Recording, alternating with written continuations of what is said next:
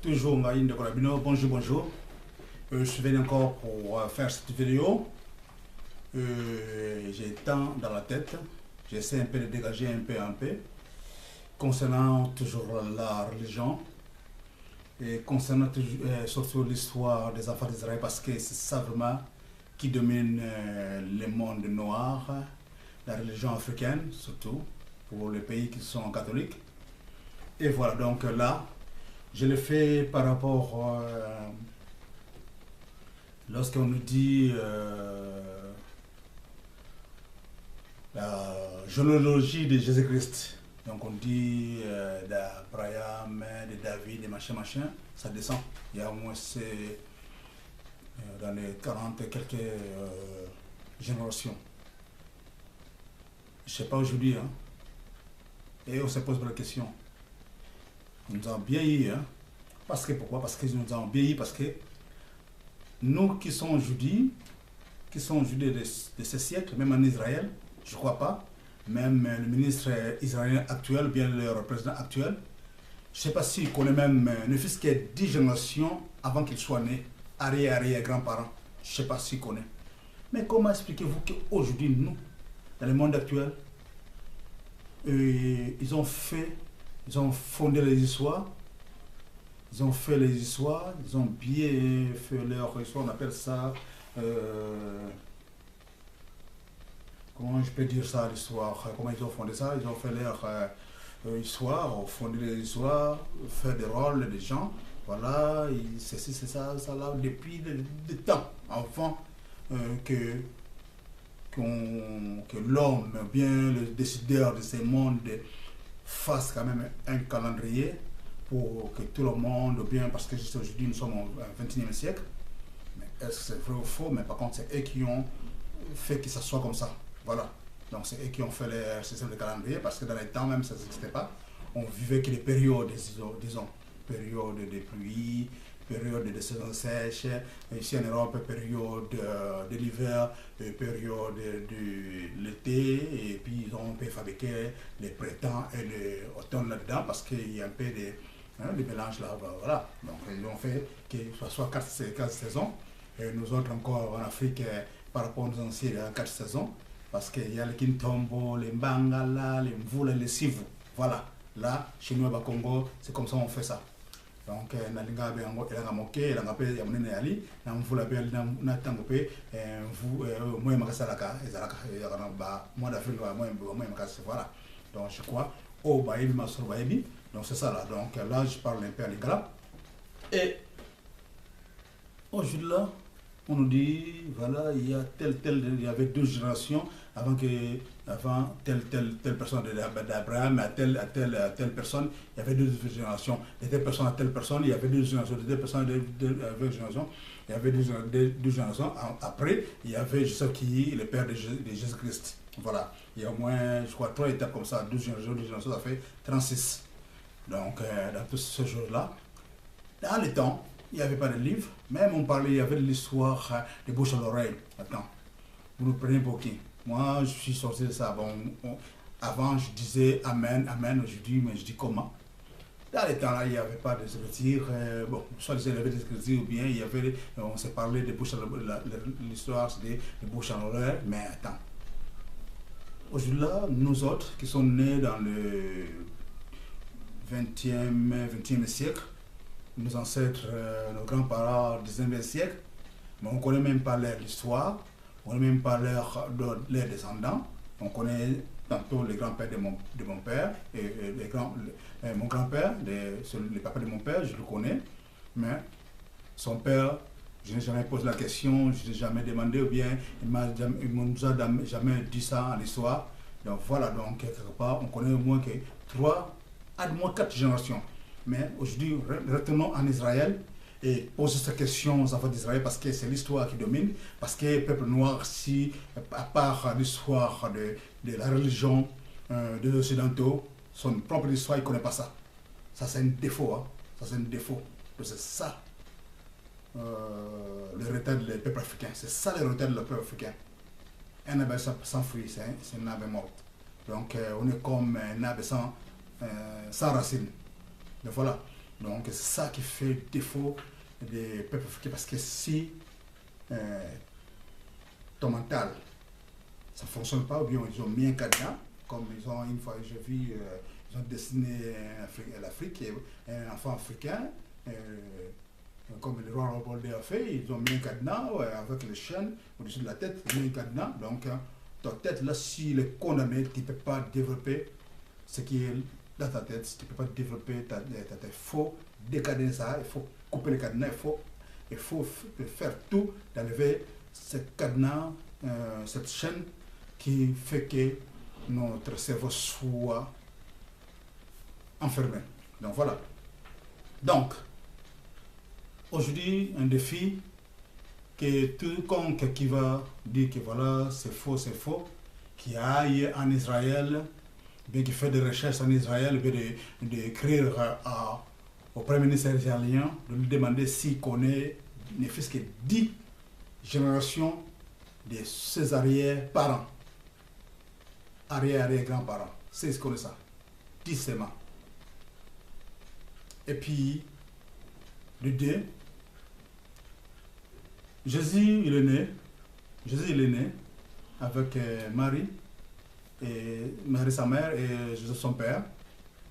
Et l'histoire, ça se limite là. Oui, c'est vrai, si Jésus, il a fait sa mission, s'il n'était pas marié, ou bien s'il n'avait pas d'enfant, il est parti, il était crucifié à la croix. Et tout cela, c'est entre parenthèses. Et Marie n'avait pas seulement un fils comme Jésus, il avait les sœurs, il y avait les frères et les sœurs, il avait d'autres enfants. Et ces enfants-là, ils n'ont pas fait des enfants après. Ils ont fait des enfants, il y a fondé une famille, il y a une descendance. Donc, l'histoire se limite là. Aujourd'hui, on ne connaît pas les descendants, les frères de Jésus. On ne connaît pas, c'est parti comme ça en fumée. On dirait le temps était arrêté. Non. Donc, qui dit que c'est l'histoire, il est vraiment fondé, ceux qui sont organisés, les chefs d'État dans les temps, les empereurs, le roi dans le temps, ceux qui ont comme empereur Constantin, celui qui avait organisé tous ces disciples-là, tous ceux qui prêchaient la parole de l'évangile de Jésus, selon Jean, selon Matthieu, selon Philippe, selon Marc. Il a fait une réunion comme le Rome qui était la puissance, en Moyen-Orient là-bas, les Italiens. Tout d'abord, empereur Constantin, il était soi-disant, comme on dit couramment, qu'il était athée, il était non baptisé. Un athée, il a organisé, comme c'est un chef, il a rassemblé les disciples qui prêchaient la parole de gauche à droite. Il a dit que pourquoi pas de faire ça, que ce soit un seul bouquin, vous vous réunissez, on choisit les paroles là, on met ça dans un simple, on crée un livre entier qu'on appelle aujourd'hui la Bible. C'est lui qui avait organisé ça, qui avait fait que ça soit modernisé, machin, que ça soit propre, que selon, qu'il soit seulement avec un livre, que tout le monde, les disciples là se réunissent ensemble, qui commencent à prêcher dans le même livre, qu'on appelle aujourd'hui Bible. On a ensemble ça, Nouveau Testament et Ancien Testament. Voilà, c'était parti comme ça. Et puis après la conquête du monde, ils ont donné ça à Roi Léopold II, avec le disciple qu'on avait fait à l'histoire du Congo. Et c'est lui qui a organisé pour imposer ça au pays où, soi-disant, ils ont eu à la colonisation. Ils ont partagé le monde, l'Afrique, le Moyen-Orient, ou bien l'Amérique latine. Ils ont partagé comme ça. Ils sont partis imposer ça, que celui qui ne croit pas à la religion chrétienne, il va en enfer. Les conséquences, on le connaît. On nous pendait, on pendait nos ancêtres. Et c'est à partir de là, par peur d'être tués, que les ancêtres ont accepté cela. Mais, aujourd'hui là, si je vois bien, l'empereur Constantin, il a fait un bon boulot. Et surtout, plus encore, c'est le roi Léopold II qui a fait un bon boulot. Moi, je dis, si je vois quelqu'un dire qu'il est chrétien, il est fidèle à Jésus-Christ, ou bien il croit à Jésus-Christ, mais tu n'es pas fidèle à Jésus-Christ, tu es fidèle à roi Léopold II, parce que c'est le roi Léopold II qui avait envoyé les missionnaires chez moi au Congo. Et sur les mêmes livres-là, c'est ça par rapport à eux, lorsqu'ils ont fait les réunions pour le partage de l'Afrique, bien pour le partage du monde en Allemagne. Ils ont décidé comme ça, ils ont donné aux prêtres, aux missionnaires, cette mission d'aller évangéliser et d'imposer cette religion partout où ils avaient eu les terres en conquête par rapport à la colonisation.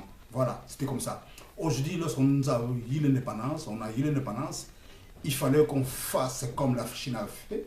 Il a fini avec l'Occident, il a fini avec l'Angleterre. Ils ont fait revenir leur tradition. Et voilà, aujourd'hui, nous tous, nous envions la Chine. C'est pas comme ça, l'Angleterre, mais parce qu'ils ont décidé, ils ont abandonné les mauvaises habitudes, comme ils ont fait les enfants d'Israël, lorsqu'ils sont sortis de l'Égypte. Ils ont eu les recommandations de Yahvé. Voilà, c'est comme ça, peuple africain. C'est comme ça, mes frères et sœurs. Vous qui êtes dans la religion étrangère, la religion importée, imposée, je vous supplie, sortez au milieu d'eux.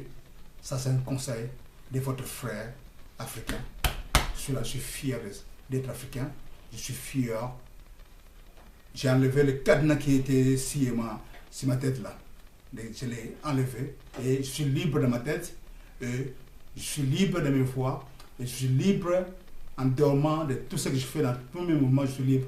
Je vous dis, faites comme la Chine, faites comme les enfants d'Israël lorsqu'ils ont sorti de l'Égypte. Ils ont mis fin au Dieu des étrangers, et toi qui me regardes, toi qui me suis, toi qui es dans l'église, toi qui penses que tu pries le vrai Dieu, non, archi faux.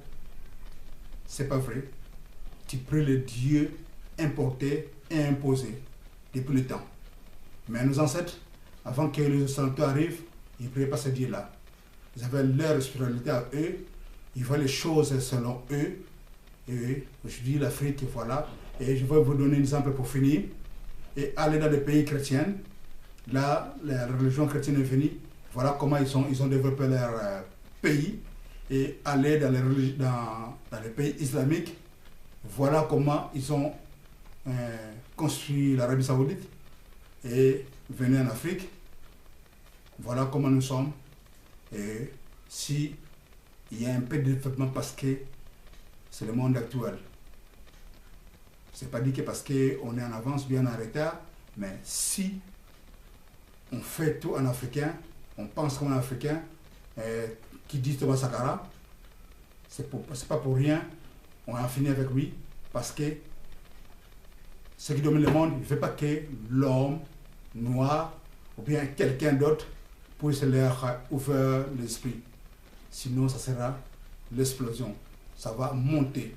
Et pour étouffer les Africains, en tout cas celui qui va mettre la tête au-dessus de l'eau, on va remettre ça sous l'eau pour qu'elle meure. Donc l'Afrique, c'est pour cette raison que nous avons tant de retard pour décoller. Surtout, on voit ça bien, et par rapport aux autres, on voit ça bien. Mais par contre, je vous dis, tous ensemble, disons non à la religion importée et imposée. Matondo. Ngeta.